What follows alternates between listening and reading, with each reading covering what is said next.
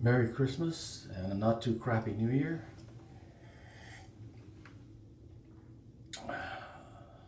My topic today, well, let's get right into it. In addition to the plethora of skills and knowledge that Watchtower's governing bodies over the years have seemed to possess, um,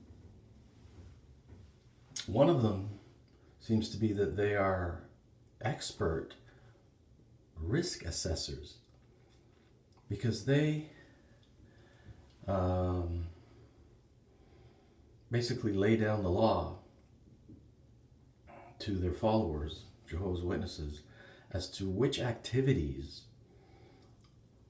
are like sporting activities, things like that. Anyway, you'll see what I'm talking about.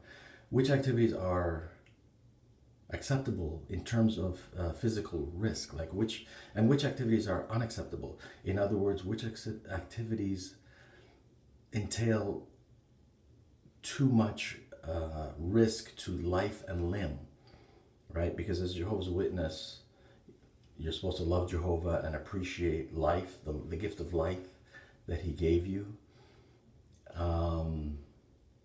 And you're not supposed to risk it unnecessarily, okay? So the Watchtower governing body, and this goes way back, I'm not talking about the current governing body, you know, crazy Stephen Lett with the eyebrows and all that. He didn't come up with any of this shit. This has been, this, I don't know what to call it. It's not a doctrine. It's not hard and fast. You can't get this fellowship, let's say, for skydiving, as far as I know. But these are kind of unwritten rules. Stuff that's not necessarily disfellowshipping offense, like, say, smoking or gambling or adultery, fornication, you know, but more stuff that you're, you know, allowed to do and stuff that you're not allowed to do. Those of you who are Jehovah's Witnesses who have been Jehovah's Witnesses, you know what I'm talking about. You know, that's kind of the gray area. But if you do the things that you're not allowed to do, you're not supposed to do, you're not super shunned, but you're kind of shunned, right? You know what I mean. You know what I mean. So here they've come. So like I said, these guidelines, I don't know, these sort of unwritten rules have been around for a long time, since even I was a kid, since I was a Jehovah's Witness. So I'm not blaming, you know, Stephen Lett or the current lunatics for this. This has been in place a long time. I don't know how they came up with it. If it's the Holy Spirit that told them this, because as far as I know, there was no skydiving in Bible times. Jesus never said anything about skydiving. You know. But they have determined, one example, it's okay to own and ride a motorcycle. While I was in the cult, I had a motorcycle for a while. A couple of friends of mine had motorcycles. One of them was the son of an elder. And that was just fine. No problem. But skydiving is verboten in Watchtower. If you're a Jehovah's Witness, it's forbidden. You're not allowed to go skydiving. And yet, I just Googled this. Statistically, skydiving is safer than riding a motorcycle. Apparently, if you do the math, it's something like 89 times safer than riding a motorcycle, if I remember what I just read correctly. But it is definitely, statistically, skydiving is a lot safer, many times safer than riding a motorcycle. So how exactly did these Watchtower risk assessors decide that it's okay for a JW to ride a motorcycle, but it's an unnecessary risk of life, too risky to go skydiving? Can anyone explain that to me? Stephen Lett, if you're watching, can you email me or something, or put a response in the comments section and explain how this works. How is something that's more statistically dangerous, it's permitted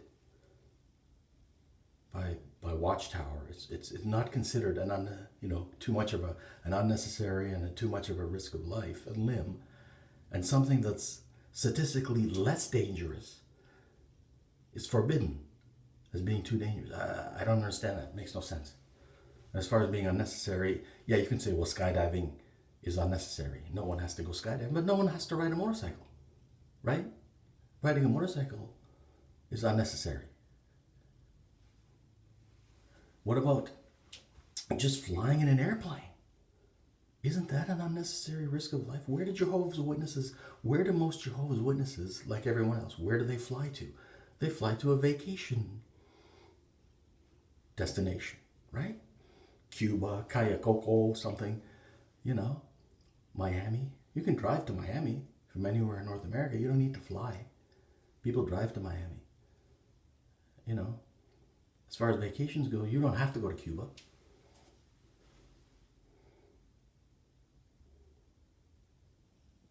You can take a vacation at home. When I didn't have the money and I had a couple of weeks off, my vacation time from work, I just stayed home and relaxed. I'm not saying don't go anywhere, but I'm just saying it's unnecessary to get on an airplane, like ever. The human race got along just fine without flying for millions of years. Or if you go by Watchtower and other Christian fundamentalists, for 6,000 years, let's say. But still, 6,000 years is a long time. And humans got along just fine without flying. Nobody needs to fly. Nobody. Ever. Ever. It's an unnecessary risk. I know it's not a huge risk. Flying, apparently, according to what they say, is statistically the safest form of transportation. But it's still not 100% safe. So you are taking a risk. And if you look into it, watch, for example, that show. You can see it on YouTube. It's called Mayday Air Disasters. And you'll see how many planes crash. They don't report it all in the news. All the plane crashes that happen, you don't see it in the news. There's a lot of planes that crash. Statistically, compared to the amount of flying that happens, it's a very tiny percentage. But it does happen, and it does happen a lot.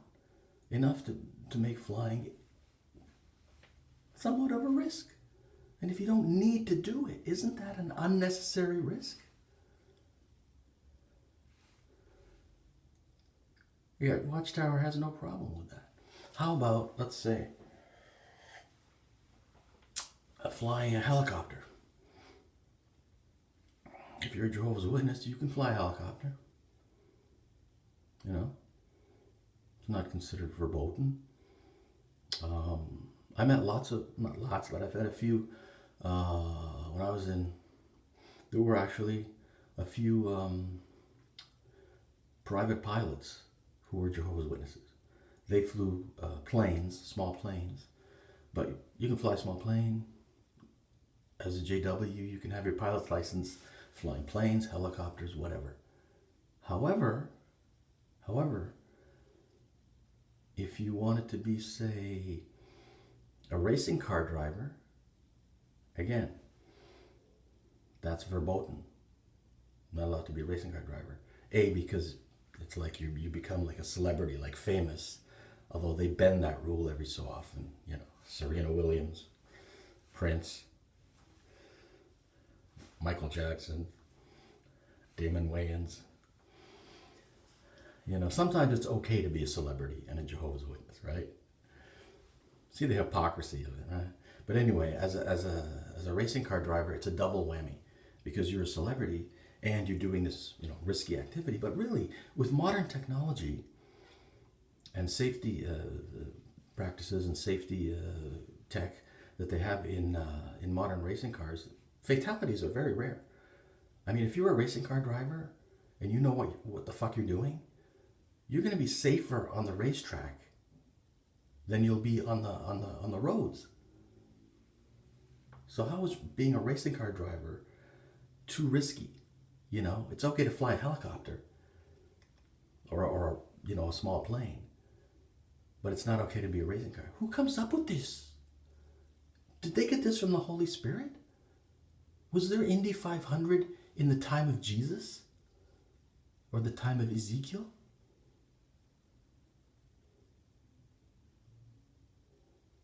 How do these overblown window washers get to make these decisions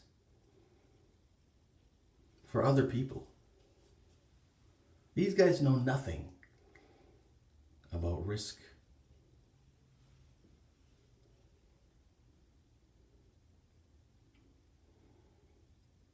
They're just a bunch of fascist control freaks.